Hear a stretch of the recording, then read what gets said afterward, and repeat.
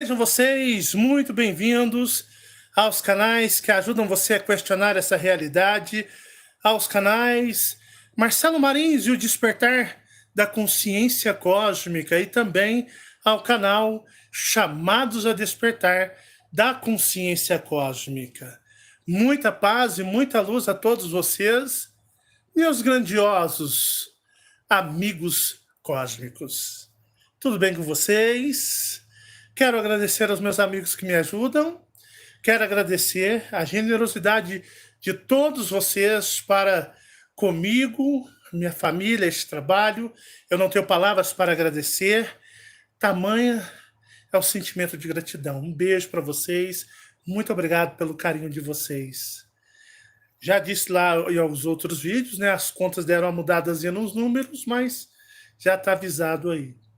A você, amiguinho, você, minha amiga, meus amigos que me assistem, todo mundo, generalizando 100%, você que me assiste, que está aí me vendo agora e assiste sempre os vídeos dos canais, vem posteriormente. Muito obrigado pela sua atenção. Para mim é uma honra ter você aqui. Para mim é um prazer gigantesco saber que você doa aí um pouco do seu tempo, ou um pocão, né? Ou um tantão, um muitão.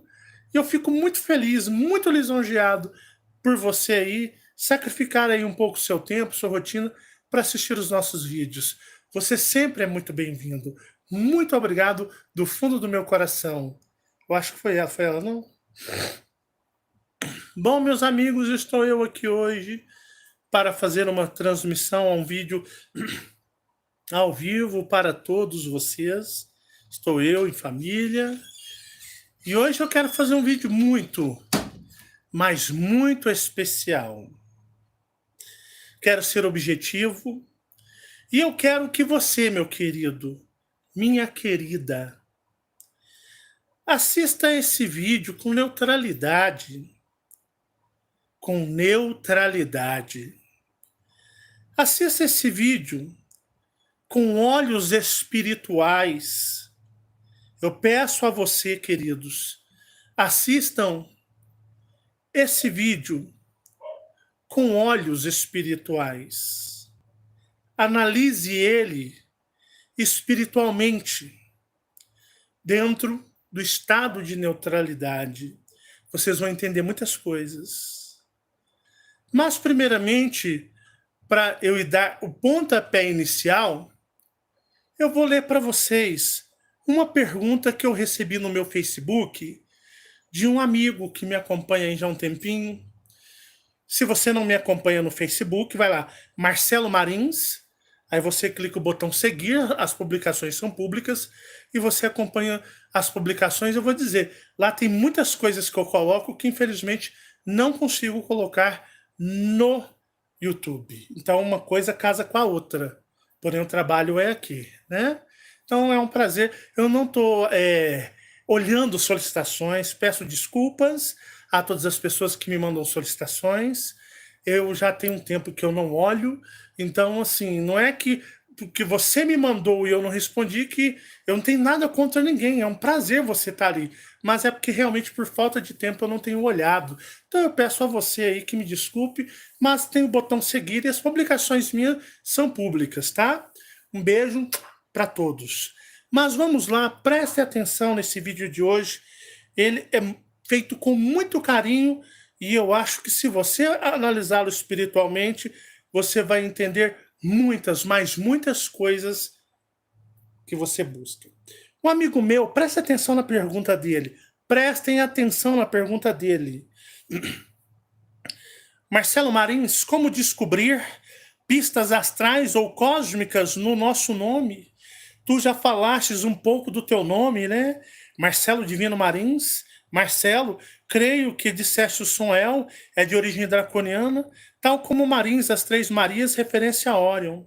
Se assinamos um contrato astral e escolhemos o nosso nome, o eu maior, o eu superior, no caso de não possuir eu maior, o nome que escolhemos pode ser um nome que nada tem a ver com a nossa origem, ou todo nome é escolhido pelo eu maior com a sua simbologia, seu significado, algo como uma fagulha astral, cósmica, para acompanhar o boneco 3D como um token verbal ou um token escrito, algo que é usado por nós todo o tempo.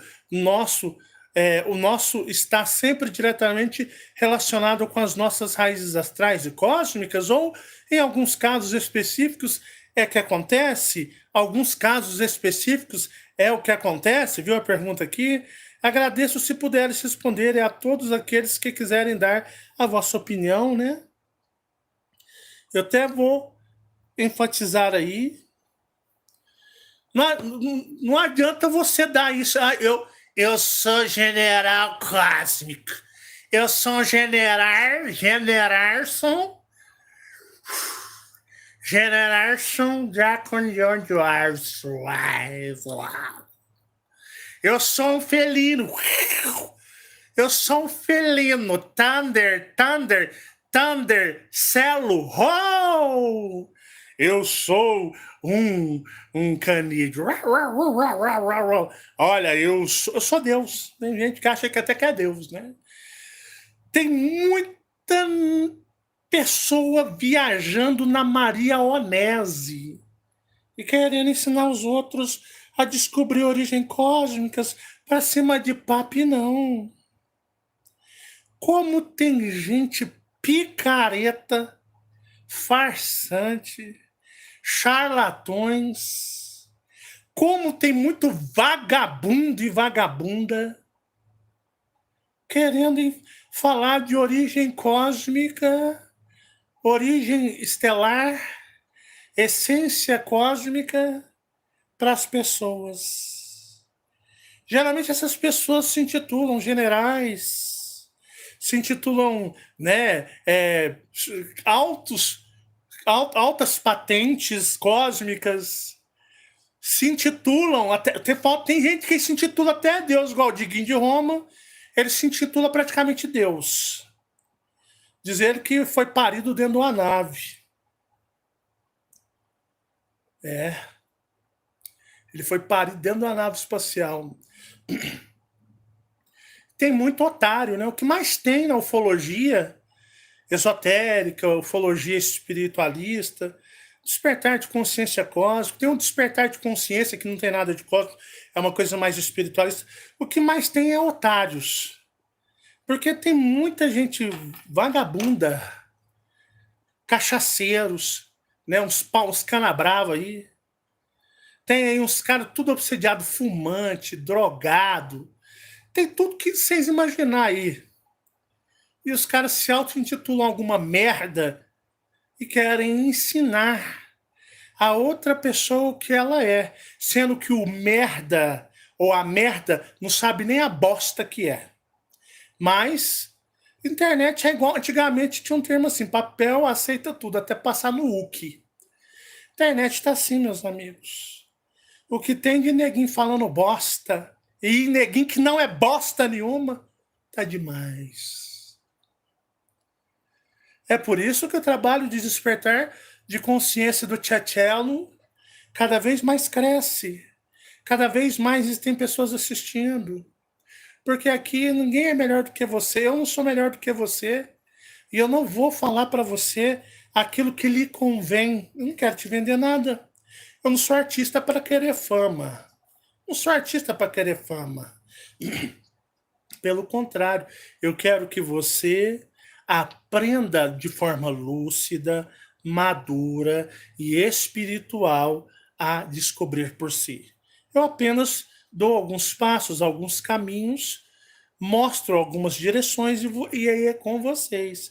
Mas aí vocês vão na internet, que é um antro de putaria de gente maluca também, tem coisa boa, mas tem coisa que não vale nada, e os neguinhos ficam lá parecendo uns bandos de retardados. Aqui não. Trabalho de despertar de consciência cósmica que eu faço é ensinar a você, é dar a vara e o peixe e dizer, olha, busca, eu vou te ensinar a pescar, mas você é quem vai pescar e você vai pegar o peixe. Não sou eu, não. Eu não tenho essa obrigação. Só que para você ter informações espirituais, você precisa ser espiritual. Você que adianta questionar a realidade se você é um jumento, uma jumenta aqui, totalmente viciado, cheio de vicissitudes, apegos, e ainda se acha alguma bosta. Aqui não tem como achar, não. Aqui nasce já assim. Por isso eu quero que você preste atenção no meu vídeo de hoje. Você vai analisar ele junto comigo e você vai fazer a sua análise.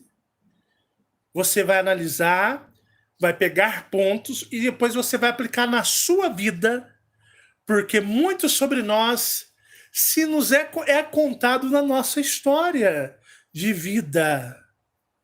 A sua história de vida. Se você tiver... Eu não sou uma pessoa velha, né? Sou um brotinho ainda, tô filé ainda. Mas já tenho, né? Dia 20 agora de setembro, faço 44 anos de idade. Então já caminhei um pouquinho. Eu tenho uma certa historiazinha na vida, né? Mas você que é jovem, tem 17, 18, 20 anos, lembra desse vídeo que eu vou falar agora e começa a aplicar. Começa a, desde agora, aplicar na sua vida. E eu tenho certeza que você vai ser muito sábio e vai descobrir muito de você ainda na jornada da sua vida. E você, meus amigos da minha idade, mais velhos, vocês vão analisar só para trás. E vocês vão analisar e falar, putz, Marcelovski, cara do céu, como que tantas coisas nos é mostrada na nossa cara. Eu estou aqui no mundo, o mundo é sabotado, e eu não me lembro de nada. Não é que você não se lembra de nada, é que você não percebe nada. E você vai ouvir esse vídeo hoje e você vai entender o que eu estou querendo falar. Nossa, cara, você está falando quando eu não estou entendendo nada. Você vai entender. Apenas ouça com espírito, por favor. Bom, prazer, meu nome é Marcelo Divino Marins. Eu sou de Uberlândia, Minas Gerais, no Triângulo Mineiro. Uberlândia é uma cidade plana, parece um deserto. Uberlândia é um deserto. É uma cidade com características de deserto. O clima é de deserto. Lembra-se muito a nossa topografia de deserto, que é um deserto no Triângulo Mineiro. Uberlândia ela é diferente muito da sua região. Eu vim, né? Vou contar um pouquinho a minha história e você pega o lápisinho aí, vai anotando para você analisar. Você vai analisar a minha história, você vai analisar o contexto dela. Você vai ver que no final você fala, caramba, aprendi coisas que eu não imaginava. Ele contando a história dele, eu não sabia que isso era aplicado na minha vida. Eu nasci no dia 20 de setembro de 1977. O meu parto foi fórceps. Fórceps porque, na realidade, minha mãe tinha, né, um plano de saúde que eu iria nascer no hospital, um hospital aqui no centro da cidade, chamado Hospital Santa Clara. Mas uma tia, cunhada da minha mãe, que essa pessoa sabotou muito a vida da minha mãe, foi uma pessoa que veio para sabotar demais a vida da minha mãe. Essa pessoa sumiu com os papéis que era para dar entrada em 77 no hospital. E aí minha mãe não tinha como fazer, era muito precário, não tinha os computadores, não tinha computador, não tinha internet, não tinha, né, a intranet dos hospitais, a coisa era mais carimbo e assinatura. E aí minha mãe foi levada às pressas para a UF, Universidade Federal de Uberlândia, Hospital de Clínica de Uberlândia, que é um dos mais conceituados e reverenciados em todo o Brasil. É a UFO, né? Vem gente do Brasil inteiro e até de fora para estudar na UFO, Universidade Federal de Uberlândia. E tem um hospital federal, né? Um hospital das clínicas da UFO. Eu nasci lá. Então, nesse processo todo, atrasou-se o processo do nascimento e a mulher ela tem uma abertura, né? A mulher ela abre ali e depois ela vai fechando. Não é a dilatação, é um outro processo dentro do corpo dela. E, no caso aí, demorou muito e na medicina que a gente fala, a minha mãe ela foi obrigada a passar pelo parto de fórceps, que é quando colocam tipo 2 pá encaixam na cabeça do bebê e puxa, isso estoura a mulher. Estoura a mulher quando não dá sequelas e machuca muito o bebê. E nesse período, nessa turbulência toda, né, ali, eu nasci dessa maneira. Minha mãe quase que ela morreu, estourou minha mãe, de uma certa forma.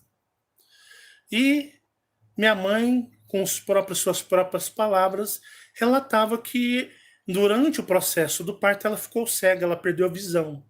Eu não sei se isso é comum, os amigos médicos, enfermeiras, devem saber muito mais do que eu. Marcelo, isso aí não é comum, não. Isso aí, ela perdeu a visão, ela ficou cega, ficou.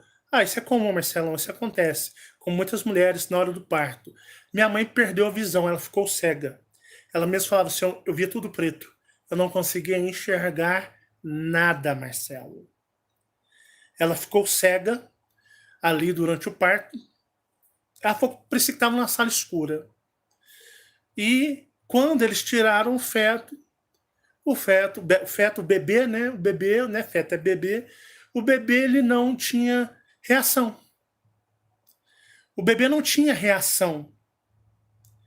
Minha mãe jura que passou-se uns 20 minutos, os médicos já estavam, digamos, na cabeça dela desistindo, e ela ouvindo, ela falou assim: eu perdi a visão, mas eu não perdi a audição, eu ouvia tudo ao meu redor.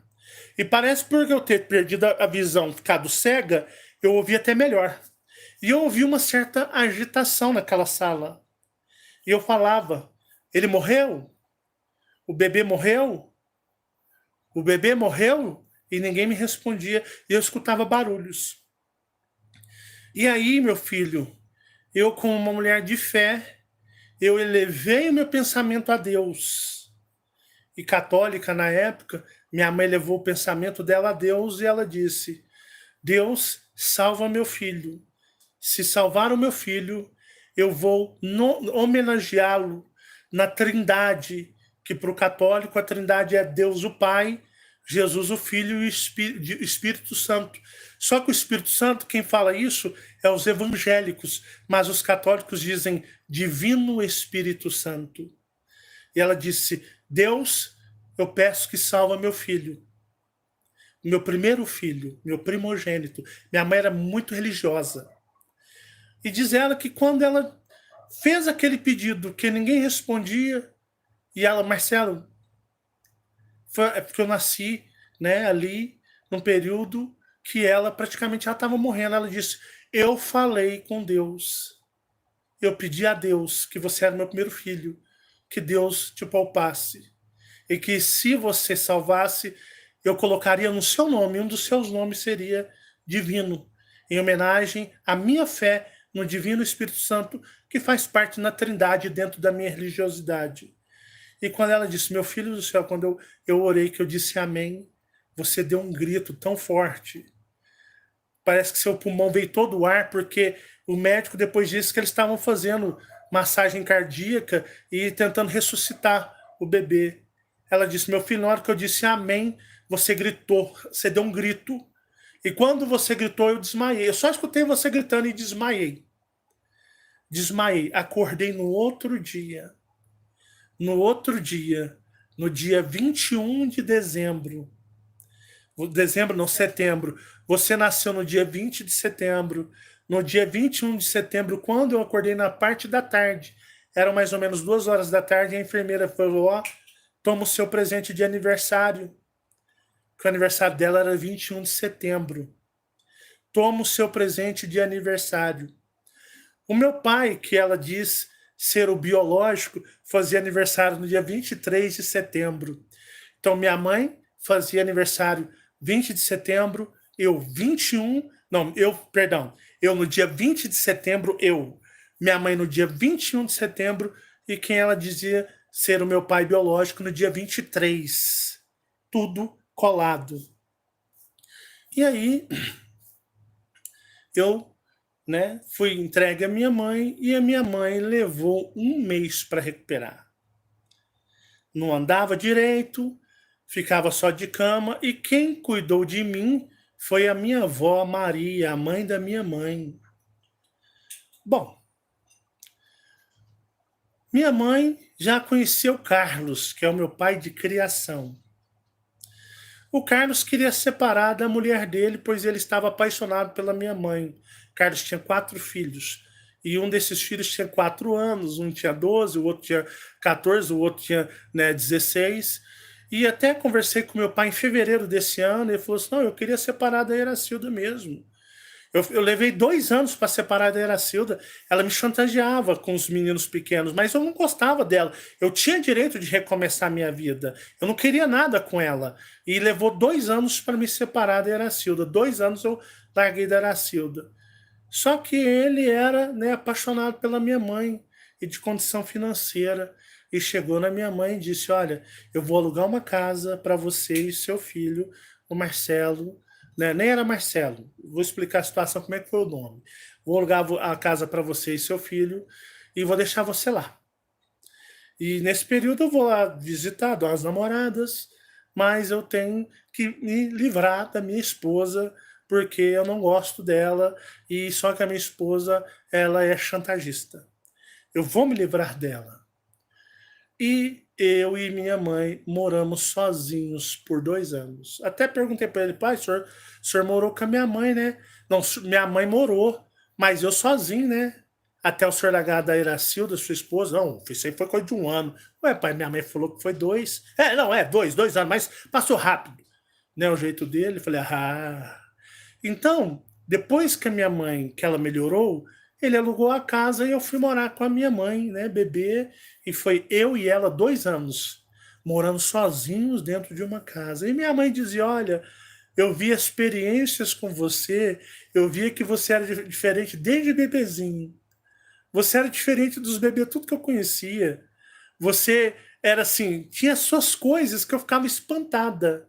Que minha mãe foi babá por 2 anos em São Paulo. Minha mãe foi babá de filhos de rico lá em São Paulo, em Belo Horizonte. Ela era andada, né? Babá de bebês. E aí, ela, acho que eu nunca contei isso para vocês, mas ela trabalhou de babá junto com essa tia minha, que até citei aqui, que ela sabotou muito a vida da minha mãe, durante ao longo da vida da minha mãe, principalmente na fase que a gente era criança e adolescente. Então as duas trabalham muito em São Paulo e BH. E aí a minha mãe, ela fala: você era um bebê totalmente diferente. Você tinha umas coisas que eu percebia só em você. E você não comia carne nem a poder de reza brava. Você falava: não quero, não gosto. Aí eu tinha que bater carne no liquidificador, pôr na mamadeira com sopa para você poder, você disfarçar sem saber, tá ali se alimentando, que você não comia carne de jeito nenhum. Você não aceitava. E aí ela engravidou do meu irmão, meu pai de criação conseguiu, né, no dizer dele, é se livrar. Ele fala: não, me livrei dela, até que enfim me livrei. Catei meus trem e falei: tchau. 2 anos tentando me livrar da esposa, que eu não queria. E aí recomecei minha vida com sua mãe. E aí a gente foi crescendo e o meu pai de criação, uma pessoa extremamente sacana. Mulherengo, safado, né? Tinha mulher para tudo quanto é lado, metia a garra na minha mãe com força, ele metia a garra em qualquer mulher que tivesse. E ainda nosso pequeno, com 5 anos, ele montou uma casa com outra mulher, em Ituiutaba, em Minas Gerais. Meu pai montou uma casa com uma outra mulher e minha mãe levou alguns anos para descobrir que ele tinha uma casa paralela, viajava todo final de semana. Sexta-feira ele ia viajar a trabalho e voltava só na segunda ou terça. E fez filho da mulher lá. Ele tinha 2 casas. Só que a minha mãe nem desconfiava. E a minha mãe era sempre uma pessoa dedicada à família, embora brava pra cacete, metia porrada sem dó em mim, mas minha mãe, ela veio da pobreza extrema.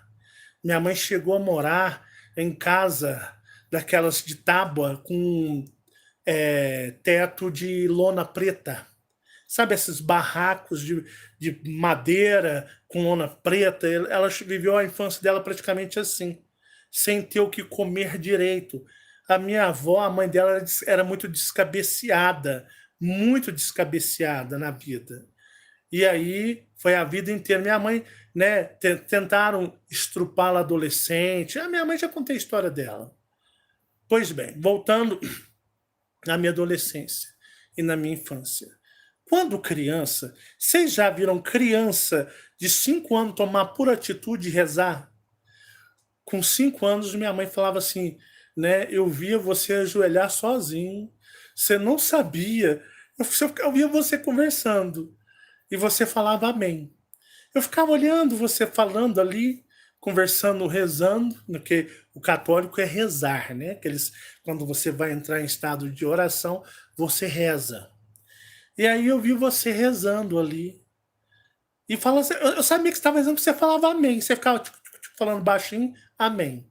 E eu falava, que graça, meu filho, ele é religioso. Desde pequenininho, ele já tem a coisa com Deus. E foram se passando-se os anos. Eu tive as minhas visões, descobri a minha mediunidade com 7 anos de idade. Olha, na casa 7, né? Eu descobri que o mundo não era como todos pensavam. E a minha mãe passou, quando eu era criança, a minha mãe passou a ser kardecista, porque ela veio de uma família umbandista, mas também mais quimbanda do que umbanda. A quimbanda, ela é bravo. Você pega o candomblé, você pega a umbanda, a quimbanda, ela é muito densa. Ela é muito mais densa. E a família da minha mãe mexia muito com quimbanda. Minha avó, os familiares mexiam com a quimbanda, que é bravo. Quem entende aí desses meios sabe que a quimbanda é só coisa brava. É que eles gostavam de mexer. Minha mãe já era católica. Minha mãe frequentava a quimbanda quando adolescente, por obrigação da minha avó. Mas chegou um momento em que minha mãe já com seus 18 anos, disse: eu não piso nisso mais. Eu vou seguir outros caminhos religiosos. E a minha mãe seguiu o catolicismo, vindo a se tornar kardecista quando eu era criança, porque justamente para entender o que acontecia comigo. Então ela se tornou kardecista também, ela mesclou, ela juntou o kardecismo com, né, o catolicismo, para tentar entender, e ali ela foi no mundo desbravando o espiritismo kardecista. Minha mãe amava o Chico Xavier. Vocês não têm noção. Minha mãe era apaixonada pelo. Ele era um dos ídolos dela, espíritas.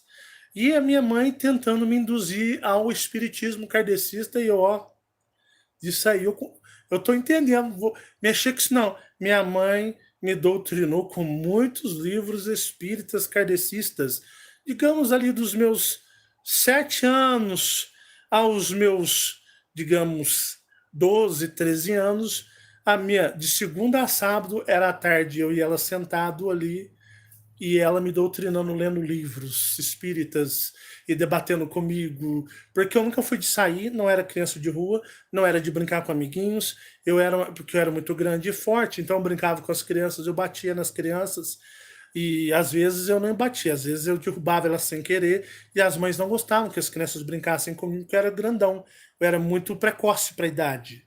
Pois bem, e ali eu era muito fechado em casa. Eu não gostava de sair pra rua, eu ficava em casa, caseiro.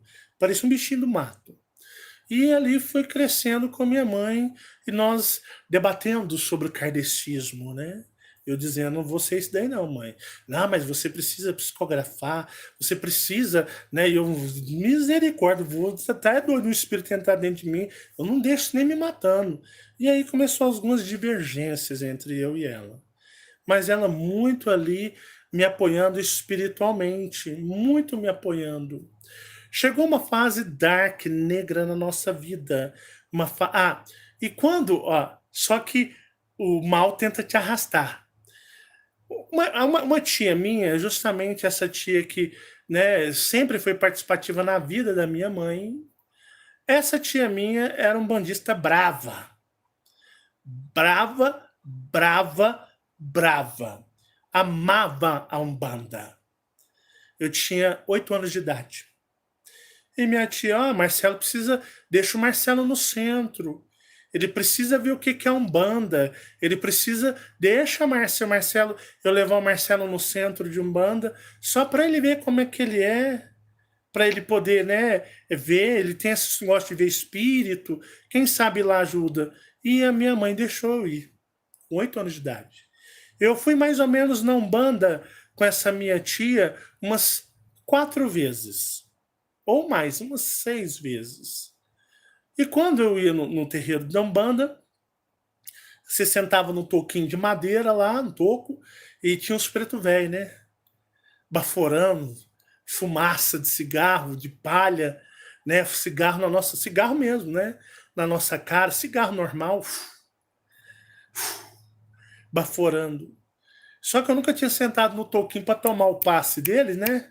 Eles fazem assim, bafora na sua cara, tudo, dá risada, dá umas 50 gargalhadas na sua cara, porque eles sabem, né, que você tá ali na ignorância, né? Quem mexe com isso, que mexe com banda, candomblé, quimbanda, são pessoas ignorantes. Elas não sabem aonde elas estão metidas de verdade.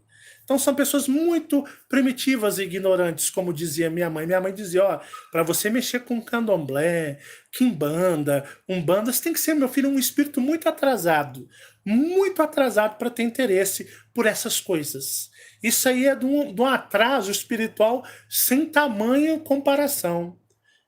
Essas são as palavras que minha mãe se referia à Umbanda. E aí, essa parte, né? E um dia minha tia disse: vem cá, meu filho, senta aqui no toco aqui, com o preto velho, ele vai te dar um passe magnético, um passe do caceta lá do capeta. E eu, 8 anos, eu sentei na frente do preto velho. E o preto velho, ele parou. Ele parou com o cigarro dele e ele me olhou. O meu olho, né? Geralmente alguns ficam assim, ó. Alguns ficam com os olhos. Tinha uns lá que viravam os olhos assim, ó. Né? Vai me ser, meu. Ele virou o olho normal, olhou no meu olho, até chegou pra frente. E é um molequinho de 8 anos. Ele olhou e disse: você vai ser. E aí mudou até a voz. Ele mudou a voz. Ele vem com aquele português. Vai me ser, meu filho? Como é que vai voz? Não, ele mudou. Ele olhou, e ninguém percebendo, aí tinha as que gira lá rodando, né, fazendo show, tava o pau quebrando, tinha uns 30 encostos lá, tudo trabalhando, né? E eu tava lá no cantinho, tinham outros também, né? Tinha a preta velha lá, o centro era grande, tava lotado, todo mundo lá fazendo, né, as suas algazarras. E ele mudou a voz. Ele não tinha aquele voz de messier, meu filho, né? Ele falou sério, a voz dele ficou grossa e ele não tinha sotaque. Aquele sotaque caboclo antigo, né, dos anteriores. Ele disse, olhou no meu olho, eu sentado, 8 anos de idade, ele disse: você vai ser conhecido no mundo inteiro. Você vai ser conhecido na África. Você vai ser conhecido na terra dos homens brancos, dos olhos claros.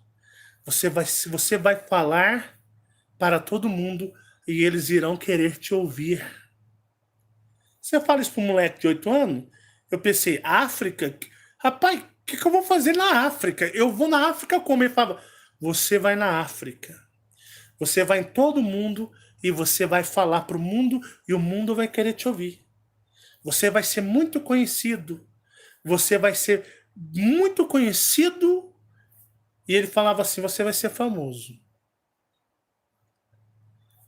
Só que eu vou te abençoar. E falava com essas palavras, eu vou te abençoar. Só que, se você contar isso que eu estou te falando, para alguém eu vou destruir você. Eu vou te destruir. É um segredinho meu e seu. Você nunca vai se esquecer de mim. Tá bom? Vai me ser, meu filho? Então o passe tá dado, né? Pode levantar. E ele não fez. E eu fiquei com isso na cabeça assim, ó. Com 8 anos. O que me impressionava, o que me deixava impressionar África, mas eu vou na África, vão me ouvir na África? Como que vão me ouvir na África? Como? Eu vou na África falar para os africanos? Eu vou falar para a gente todo mundo? Como assim, né? Eu não entendia essa parte.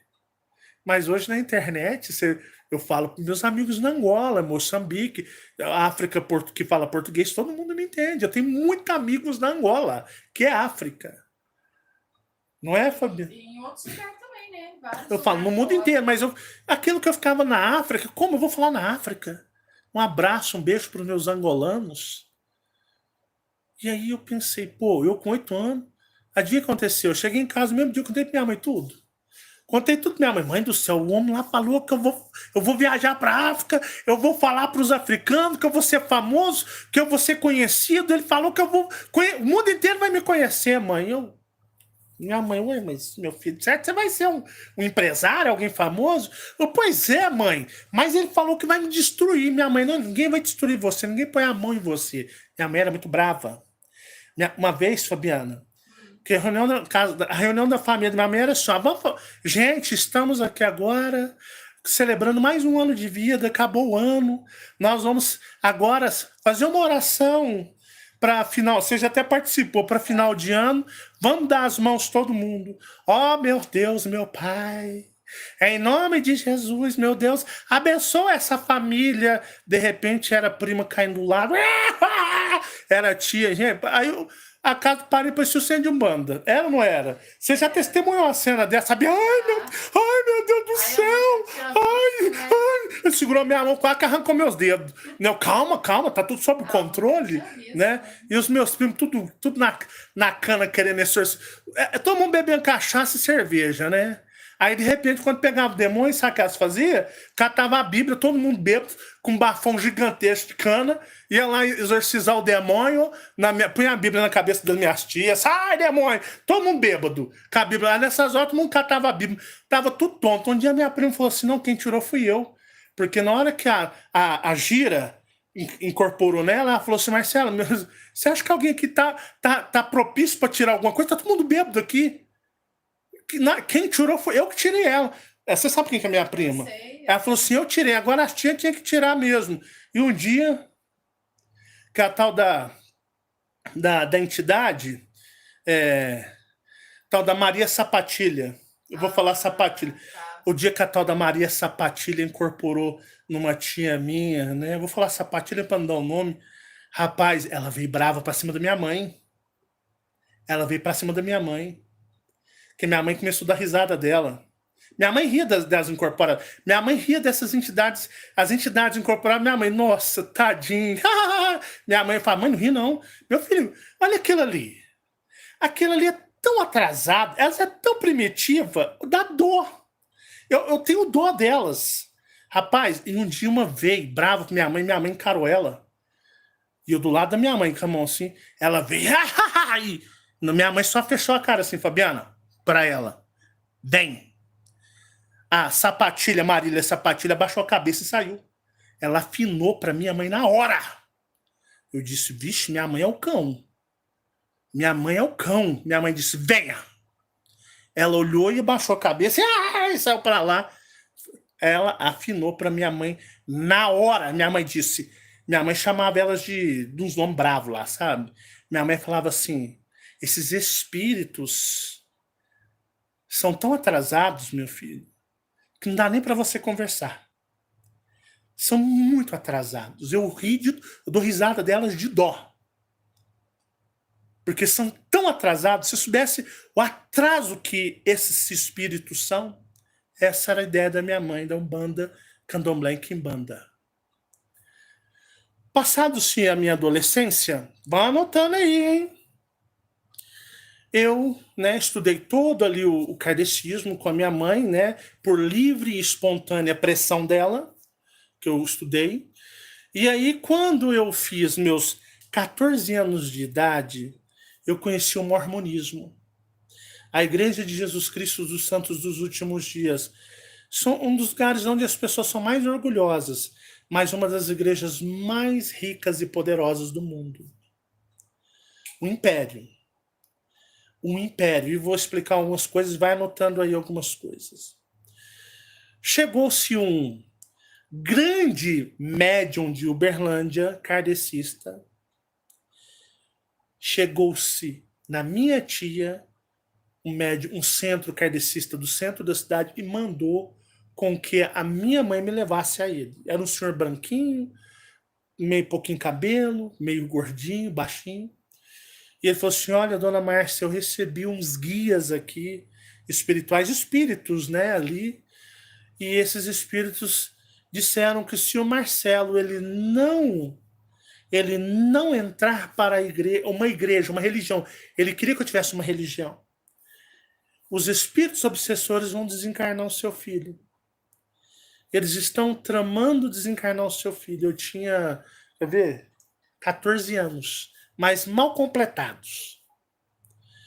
E um dia os americanos bateram na minha porta. Não, minto. Conheci, o rapaz até morreu na Covid agora. Conheci na escola, na sexta série, eu estava fazendo a sexta série, um coleguinha que pertencia à igreja falou: me leva nessa igreja aí. Quero conhecer essa igreja. Eu já tinha feito 2 anos de curso com os Testemunhos de Jeová, estudei a Bíblia dos Testemunhos de Jeová, Daniel, né? Daniel é uma pessoa muito boazinha, que eu conheço até hoje, está vivo. E o Daniel me fez. Aí a minha mãe queria que eu estudasse o Testemunho de Jeová, porque o Daniel era conhecido dela, do bairro, conhecido do meu pai, e o Daniel era bonzinho. Minha mãe disse: vai dar aula pro meu filho vai aprender a Bíblia com vocês. Estudei por 2 anos, né, os Testemunhos de Jeová, embora o primeiro ano foi muito intensivo. É o que eu considero o mais intensivo. Quanto tempo você estudou com o Testemunho de Jeová? Isso deu 1 ano. Porque os dois lá, o segundo foi meio no esculacho mesmo, então eu nem considero. E aí, um dia eu cheguei no Daniel e falei: Daniel, tô cansado, não quero mais estudar a Bíblia com você não. Tô cansado de estudar essa Bíblia. Esse trem não acaba. E aí, ele foi até grosso, eu tinha uns 12 anos, e aí a minha mãe: que isso, você é doido? Falta de educação? Isso é coisa boa para sua vida? Aí o Daniel: não, não, não, dona Márcia, deixa, tem que ser a vontade dele. Se ele não quer, tem que respeitar. Para aprender a Bíblia, para aprender as coisas de Deus, tem que ser por vontade própria, não pode ser por pressão. Se ele não quer, a gente entende. E nunca mais eu estudei com a Bíblia do Testemunho de Jeová e estudando com a minha mãe o kardecismo. Chegou-se os meus 14 anos, fui na religião dos mormons acompanhando um amigo, conheci os missionários americanos e dali eu me converti ao mormonismo. Para vocês terem uma ideia como era engraçado, às vezes as reuniões são de manhã, eu não acordava para ir. Pegavam em mim, me acordavam e falavam assim: vamos. Eu escutava a voz, eu estava deitado, porque meu pai e minha mãe, cansados de sábado, domingo, às vezes eles davam uma saidinha no bar, tomavam umas, e aí um espírito me acordava e falava: vai para a igreja, anda. Às vezes, que o meu despertador era um espírito, para ir para a igreja. E eu ia para a igreja, para os mormons, que é um império. Tá? O mormonismo é um grande império que muitas igrejas não são pares a eles no império que eles são. Quem já frequentou assiduamente o mormonismo sabe que é um império gigantesco. Aquilo é um império, pessoal. Um império bilionário. Bom, tanto que eles têm... Eu vou chegar a uma parte que quero que vocês prestem atenção nessa parte que eu vou falar para vocês. Vou voltar um pouquinho quando o meu pai de criação, Carlos, estava só na putaria, só mulher para tudo quanto é lado. Tinha a terceira mulher dele lá de Utuiutaba, que aprontou, e a minha mãe descobriu que o Carlos, ele fazia isso, tinha até 2 filhos com outra mulher. E aí é como se fosse assim, né? Ela tirou ele digamos, um exemplo, né? Por tabela ela tirou ele da esposa, alguém estava tirando ele dela. E ele separou dela. Eu trabalhava de office boy.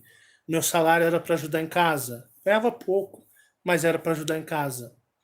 Foi uma época em que ele abandonou a gente e a minha irmã, Carla, saía com a minha avó Maria vasculhando latões de supermercado. Imagina minha irmã com 11 anos, 12 anos, com a minha avó vasculhando lata de lixo de supermercado e lata de lixo de sacolão, que era para a gente pegar os restos para nós comer em casa, porque o Carlos tinha abandonado a gente.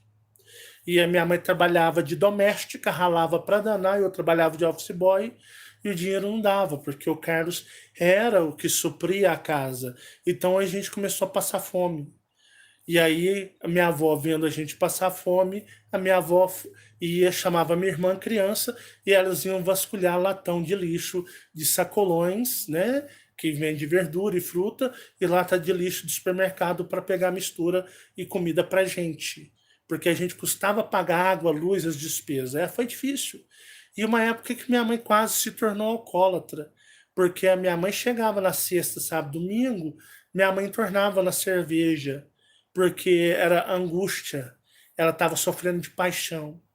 E nessa época, os meus irmãos eram muito crianças, então eu tinha que absorver tudo aquilo.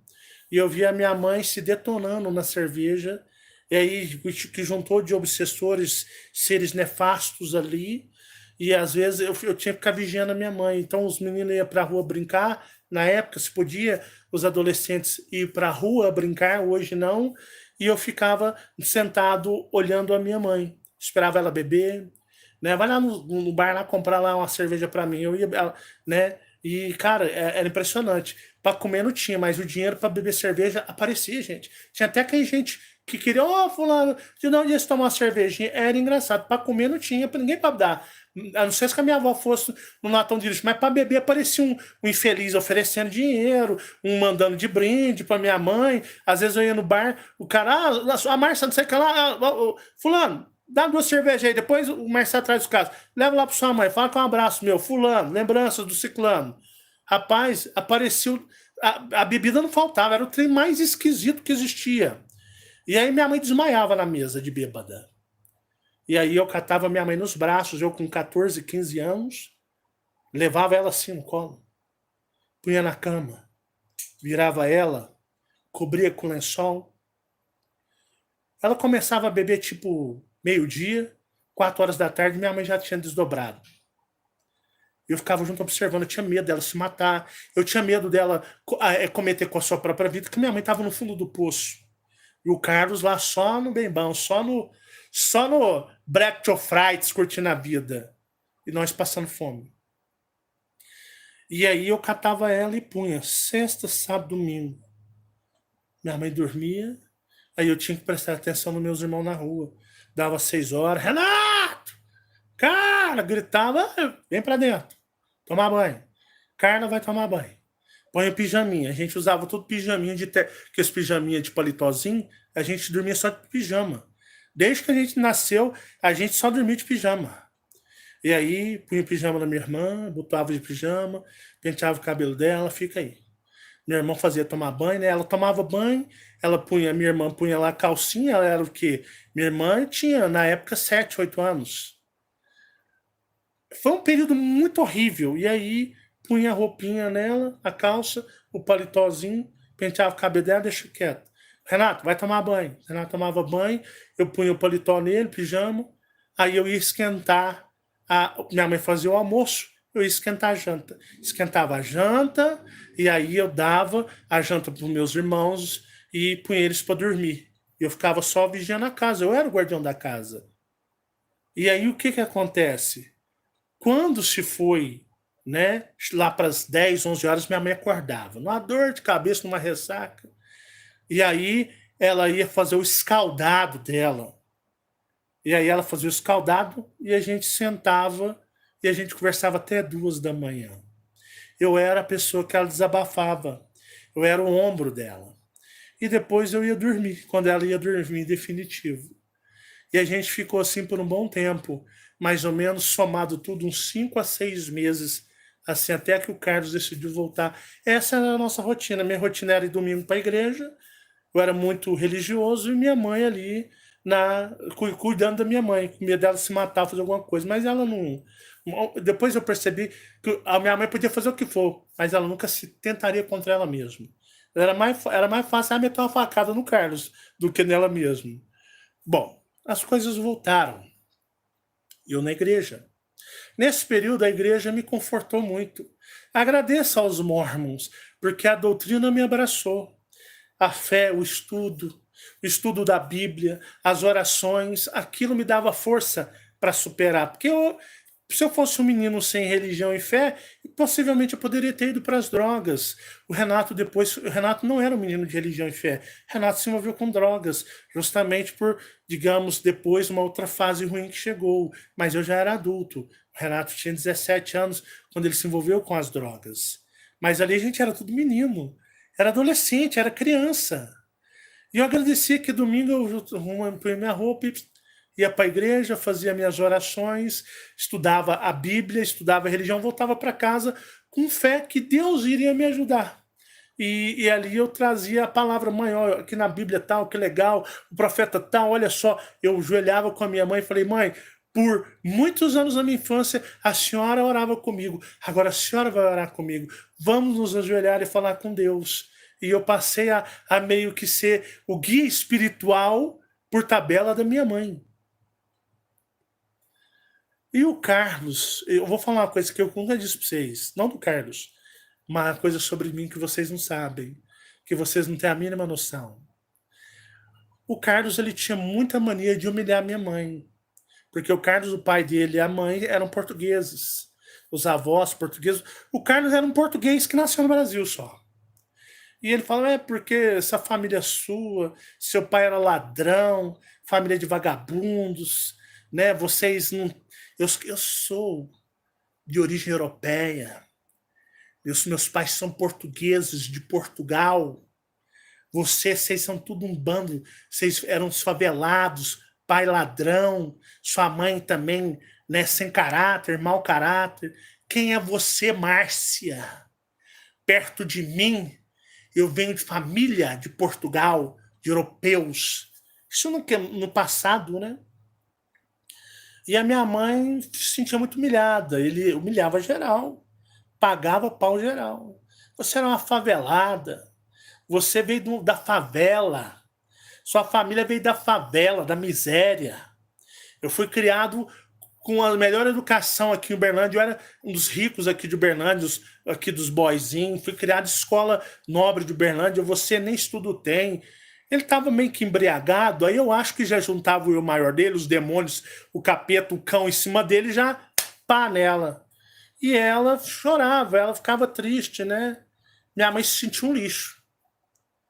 Porque o pai era ladrão, assassino, jagunço. Foi morto. Ela com 5 anos. A mãe, minha avó era terrível. A minha avó era terrível. E a minha mãe tinha uma fé em Jesus. Minha mãe tinha uma fé em Jesus absurda. Minha mãe tinha uma fé em Deus absurda. E eu acho que aquilo passou muito para mim. O exemplo dela ali, né? Nós dois, em vez de eu estar na rua brincando, meus irmãos estavam nas casas dos vizinhos brincando, tudo. Eu e minha mãe, a nossa vida foi discutir a Deus e a religião, a fé. Nós dois, nós era aquele negócio, nós dois era nós era de Deus. O negócio eu da minha mãe, o nosso naipe era discutir os mistérios de Deus. E ela tinha aquela revista Planeta, acho que tinha uma revista no passado chamada Planeta, ela comprava aquela revista e a gente ia debater os fenômenos paranormais. Minha mãe, nossos papos eram só nisso. Era só isso, só esses papos espirituais. Desde menino, eu com 8 anos discutindo com a minha mãe sobre fé e religião, mas eu estava engatinhando no processo. E eu estava no harmonismo. E um dia eu conversando com a minha mãe, e ela disse, meu filho, nossa família, a gente é desqualificado. Meu pai era ladrão. Minha mãe, coitada. A gente é uns sem... Como é que ela falava? A gente era... Tipo, como se a gente não fosse... A gente não tivesse importância como pessoas. A nossa história como pessoas.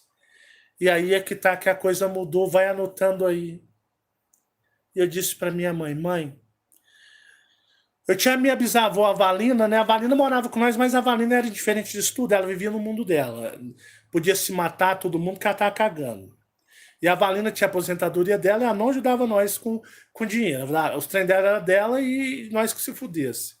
E um dia eu cheguei na Valina e falei assim, chamava ela de vó, falei, vó, a senhora tem... Porque na igreja Mormon, no mundo inteiro, eles são referências no estudo da genealogia, ou árvore genealógica, o estudo da história da família. Se você contratar a melhor empresa de São Paulo, A melhor empresa da Europa, a melhor empresa dos Estados Unidos, sabe o que eles vão fazer? Eles vão entrar no sistema dos Mormons, que é o único do planeta. Os Mormons têm uma montanha, no interior de uma montanha, somente com slides ou microfilmes de todas as certidões de nascimentos, de tipo assim, você pega, eles conseguiram registros, além de certidões, registros, eles têm registros de tipo do planeta inteiro, como se fossem certidões de nascimento, registros existenciais, casamento. Os Mormons é o maior banco do planeta de registros e eles conseguiram chegar até a Idade Média. Por isso que eles são uma potência. Não existe nada no planeta como eles em relação a isso. Você contrata a melhor empresa de árvore genealógica do Brasil. Você sabe o que vai fazer? Eles vão pedir para os Mormons, pagar os Mormons para fazer para eles. Embora o acesso que os Mormons têm é grátis. Os Mormons têm uma montanha oca, guardada com todos os registros da terra, de nascimento, dos judeus, tanto que os judeus, uma vez processou os mormons, disse, olha, pela madrugada, você está batizando o povo judeu tudo no mormonismo, porque eles têm um batismo para os mortos. Eles têm o batismo dos mortos. Os mormons, eles têm um fascínio de batizar quem já morreu para a religião deles. O batismo dos mormons. A comunidade judia lá de Jerusalém falou, mormons, é o seguinte, vocês têm um registro do planeta inteiro, vocês estão batizando até judeus. Os judeus não querem saber de Jesus, os judeus não querem saber do cristianismo, mas gente não nem acredita em Jesus. Pode parar de batizar os judeus, que nos templos mormons tá lá os judeus. Não sei o que lá, fulano, em nome de Jesus Cristo te batiza, amém. Tava batizando os judeus, tudo no batismo dos mormons. Então, se você contratar a empresa mais, a empresa mais top de árvore genealógica, eles vão buscar nos mormons. Isso não tem no planeta, não existe no planeta Terra registros que não estejam com os mormons. Porque eles têm esse negócio de batismo dos mortos. E não, Marcelo, mas está equivocado. Não. Pode ser a melhor empresa europeia, a melhor americana, pode ser a melhor do Brasil. Esses caras vão te cobrar 2 pau, mas eles vão pedir para os mormons. Eles, mormons, deixa a gente acessar aí, porque os mormons te dão tudo mastigado. A sua árvore genealógica. Os mormons é uma potência. Os mormons batem de frente com a igreja católica em matéria de condições. São bilionários, a igreja mormon. E tem o centro da história da família. E eu disse, mãe, eu vou pesquisar para saber se a gente é ou não é alguma coisa. Porque a gente não pode ser, tipo... A gente não pode ser vira-lata, velho. Nossa vida já é uma desgraça. Ser vira-lata... Fico vendo meu pai pagando aí de sou europeu, sou europeu, sou europeu. Te humilhando. Gente, eu cheguei na Avalina. A Avalina tinha certidões de nascimento, casamento do avô, bisavô, tataravó dela, e ela tinha uma caceta, ela guardava numa mala um tanto assim de documentos. E como que eu era um adolescente diferente? Eu era um adolescente diferente. Eu estudava. Eu não gostava de videogames, eu não gostava, eu estudava as religiões. E aí eu cheguei na Avalina, vó, me empresta essas certidões. Ah, 10 já viu como é que é, né? Catei, xeroquei e devolvi as originais dela, que ela fazia um histórico. Eu tenho tudo guardado até hoje. E aí eu pedi para os Mormons, em Uberlândia, que já tinha, para mim poder acessar o banco de dados das centro da história da família e começar a investigar a genealogia da minha mãe, para investigar quem éramos nós. Mediante o sobrenome Marins, ele é raro. Você vai pesquisar essa porra desse sobrenome, não dava lugar. Em 92, 94, 95 não tinha informações. E aí era tudo no microfilme. Aí se agendava no dia do centro da história da família. Eu gostava sempre de fazer no sábado à tarde. 1h eu entrava, eu ia até 8h, pesquisando os microfilmes. Aí eles solicitavam de São Paulo, já tinha um mega arquivo lá na Estaca, que é um setorzinho deles lá da igreja, e eu passava todo sábado Isso foi 2 anos eu pesquisando a história da família. Aí eu ia, pegava os coisas da minha avó, eu com 14 anos, 15 anos, ligava, né? Tinha, antigamente, vocês lembram? Era o cartãozinho do orelhão. Antigamente era ficha, né? O orelhão. Não tinha celular, não tinha. Ligava no cartório em tal cidade, pedia para eles, né? Falava que era para minha mãe queria saber, e eles mandavam, tipo, como se fosse uma xerox, por correio, por carta. E aí eu ia cruzando a árvore genealógica da minha mãe. Fui cruzando. Minha avó Maria, minha avó Valina. Que a minha avó Valina é a mãe da Maria. E tinha o avô da minha mãe. Esse José Inácio Marins. Marins, José Inácio. A minha avó Maria, ela era branca, loira, dos olhos azulzinhos. A mãe da minha mãe parecia uma alemã quando ela era jovem. Depois que ela ficou velha, ela ficou muito queimada, né? Minha avó media a cidade, né? Andando na rua, media a rua de 24, quase 24 horas. Minha avó falava que tinha um velório, minha avó ia. Falaram que morreu minha avó ia. Minha avó amava as tendas do cigano. Minha avó andava o dia inteiro debaixo do sol. Aí só ficou com o olho azul, cabelo embranqueceu. Minha avó ficou mais ou menos da minha cor, não foi, Fabiana? Mas o olho dela era azulzinho piscina. Mas quando jovem eu via as fotos, minha avó parecia uma alemã. E o pai dela era tipo um alemão. Olho azul, cabelo loiro. E a Valina já era branca, mas com cabelo preto, olho escuro. Fui montando, falei, eu acho que é por esse José Inácio Marins que eu vou ter êxito. Fui fechando a árvore genealógica. Falei, eu vou dispensar da Valina, né? Minha mãe não tem dados de pai, o pai sabe, não tem dados. Então eu vou fechando para o José Inácio Marins, que é o pai da minha avó, né? E o avô da minha mãe, mediante o José Inácio, era marido da Valina, mas os dois ficou juntos só 2 anos. Só bricou a minha avó Maria e os dois separou que não suportavam um ao outro. E aí o José Inácio veio, a família dele veio de São Paulo, do estado de São Paulo. Aí você vai cruzando São Paulo. O José Inácio, ele veio, a família dele, lá do estado de São Paulo e foi subindo para Minas. Aí eu fui fechando, aí foi parar, a árvore genealógica foi parar lá na Itália. Chamavam Marim. Eles eram Marim, não era Marins, eles mudou Marins para o Brasil.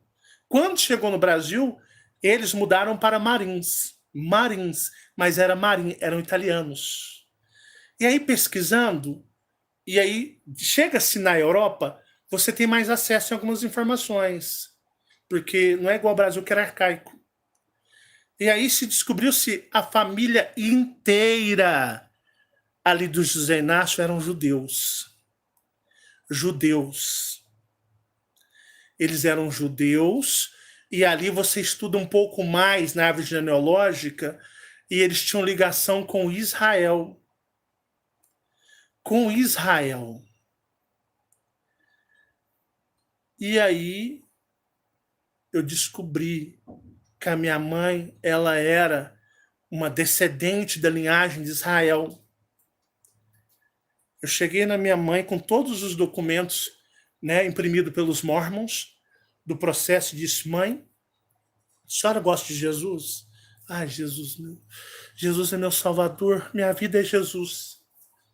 Senhora, o que a senhora sentiria se a senhora fosse descendente do povo de Jesus? Ah, meu filho, isso é uma graça que é para poucos. É os judeus. Falei, mãe, toma.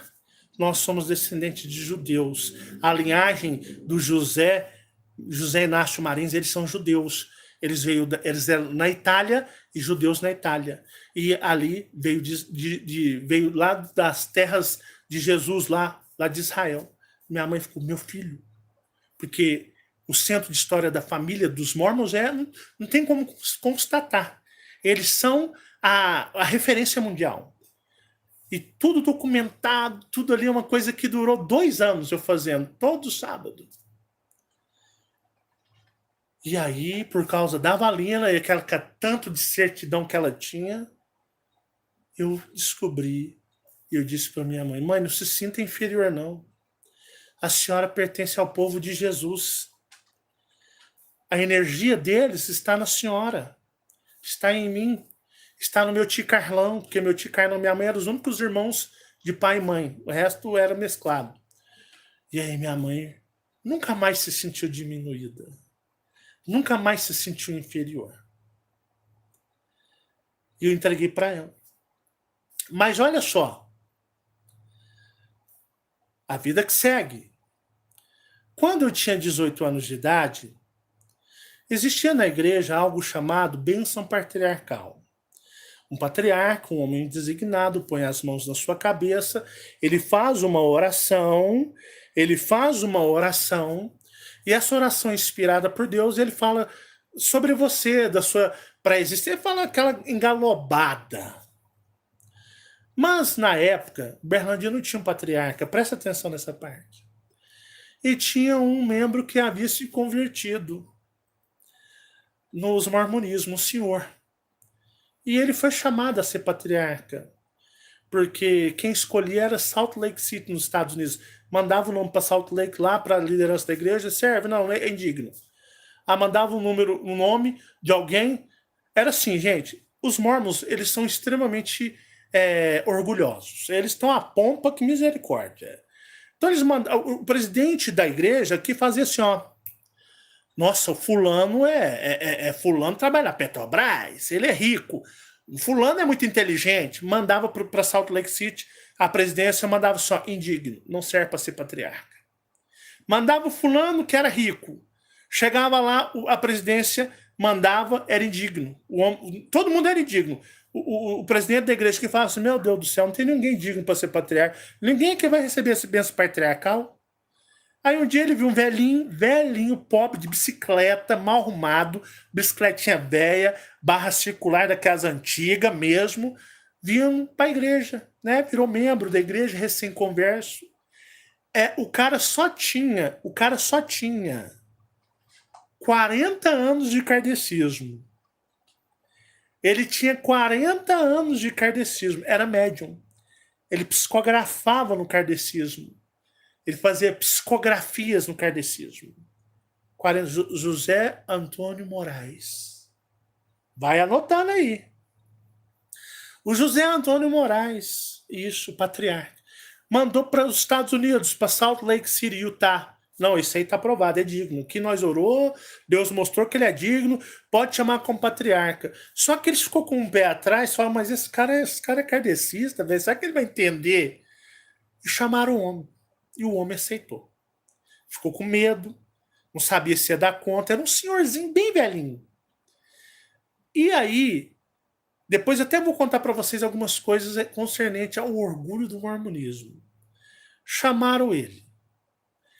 Só que a bênção patriarcal, você tem que colocar as mãos na hora, é simultâneo. Como uma oração, você coloca as mãos na cabeça e você, na hora, por inspiração, o que você sente e pensa, tem que vir ali simultaneamente. O patriarca, ele não tinha segurança de fazer isso na hora, de meter a mão na sua cabeça e sentir inspiração e falar o que Deus queria lá, né? Ele não tinha segurança, ele tinha insegurança, ele já era muito idoso.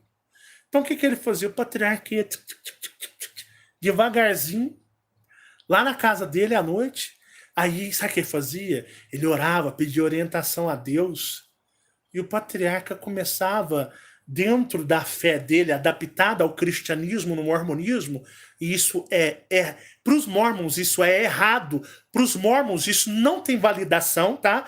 Dessa forma, para os mormons não tem validação.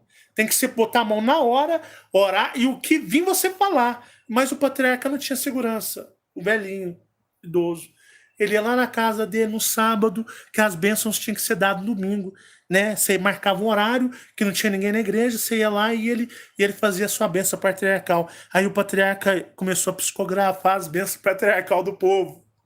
Que a única coisa que eu dou conta de fazer só assim, eu vou lá, eu oro, aí eu ponho a mão no meu rosto, e aí eu começo a escrever o que o Espírito Santo me fala. E a igreja falou, mas não é desse jeito não, patriarca. Isso aí tá erradíssimo.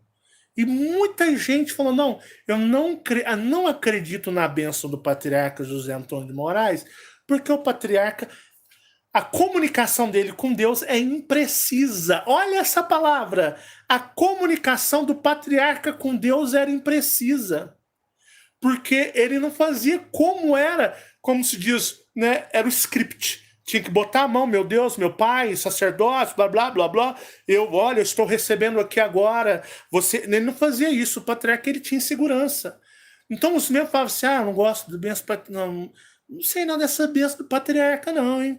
Eu acho que a comunicação do patriarca com Deus, né, com Deus é muito imprecisa. E muita gente não gostava das bênçãos. O patriarca falava coisas negras, você é cara de bosta, né? E ninguém gostava das bênçãos do patriarca, achava que, tipo, aí tinha gente que queria tirar lá em São Paulo, no Templo dos Mormons. Não, mas será que tem jeito de fazer uma outra bênção? Né? O patriarca precisa ter mais experiência, ele precisa confiar mais em Deus.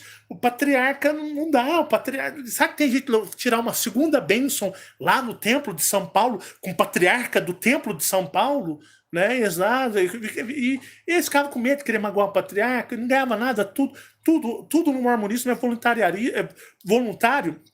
Aí chegou um dia, eu com 18 anos, eu quero estar mesmo patriarcal, eu quero ver o que Deus vai falar para mim. E aí foi eu um outro rapaz, o orgulho do casal. Anota isso daí, anota, espera aí. Deixa em stand-by, eu tenho que voltar um pouco para trás. Vai anotando, vocês vão analisar a minha vida. É vocês que vão fazer a leitura energética dela. Com 16 anos de... Quando eu era criança, dois períodos. Quando eu tinha 8 anos de idade, que eu estava na escola, 8, não, acho que era uns 10 anos, eu estava na quarta série. Tomei bomba uma vez na primeira série, fiz a primeira série, passei na segunda vez, segunda eu passei, na terceira eu passei e na quarta série. Estava na quarta série, né? Mas eu já tinha 5 anos de escola. Já tinha começado o meu período de tomar bomba, né? Já tinha estreado. Eu estava na escola, tinha um professor que estudava. O meu professor, ele era teólogo, teologia, uma coisa assim. Estudava sobre religiões. Mas ele era professor de português também, professor Hugo. E dentro da sala de aula, ela quieto, né? Ele começou, meus amigos, vocês davam corda ao professor Hugo falar sobre Deus, Jesus, o homem desembestava, o homem empolgava, porque ele não queria mais dar aula, ele queria falar sobre Deus e Jesus. E ele falando para os moleques de Jesus, e os moleques, professor, como é que era Jesus?